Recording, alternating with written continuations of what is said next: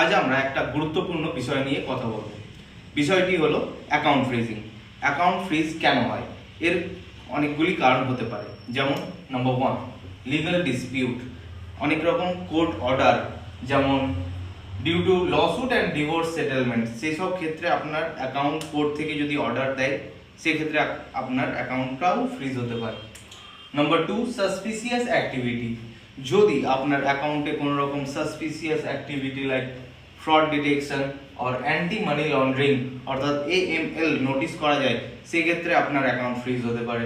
Number 3, ডেব্ট recovery actions by creditors, banks and NBFCs। যদি আপনার অনেক রকম লোন থাকে বা ডেব্ট থাকে, সেক্ষেত্রে কি হয়, আপনার ফাইন্যান্সিয়াল ইনস্টিটিউট বা ব্যাংকগুলো তাদের কাছে এই ক্ষমতাটা থাকে কি তারা আপনার অ্যাকাউন্ট ফ্রিজ করতে পারে। Number 4, cyber fraud. আজকাল প্রায় সাইবার ফ্রড, যেমন গেমিং ফান্ড বা ফরেন ফান্ড বা ক্রিপ্টোকারেন্সি ফান্ড আদান প্রদানের ফলে অনেক অ্যাকাউন্ট ফ্রিজ হয়ে যাচ্ছে। Number 5, non repayment of tax. Tax যদি ক্রমাগত আপনি প্রদান না করেন বা due to non payment of tax, tax না দেওয়ার ফলেও আপনার অ্যাকাউন্ট ফ্রিজ হতে পারে।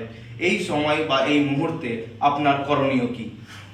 এই মুহূর্তে আপনাকে যেটা করতে হবে, নাম্বার 1, যে সমস্ত আপনি ইউপিআই অ্যাপ ব্যবহার করছেন, সেই সব ইউপিআই অ্যাপ থেকে সেই অ্যাকাউন্টটাকে রিমুভ করতে হবে। কেন? কারণ যদি কেউ আপনার অজান্তে আপনাকে টাকা পাঠায়, তাহলে সেই টাকাটাও আপনার ফ্রিজ হয়ে যাবে বা হোল্ড হয়ে যাবে। তাহলে নাম্বার 1, আপনাকে ইউপিআই অ্যাপসগুলো থেকে আপনার অ্যাকাউন্টটাকে রিমুভ করতে হবে।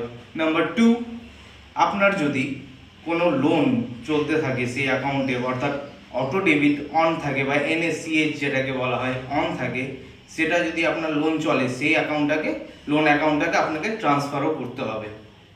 আরও অন্যান্য বিষয় জানতে আমাদের আইনি দর্পণকে ফলো করুন।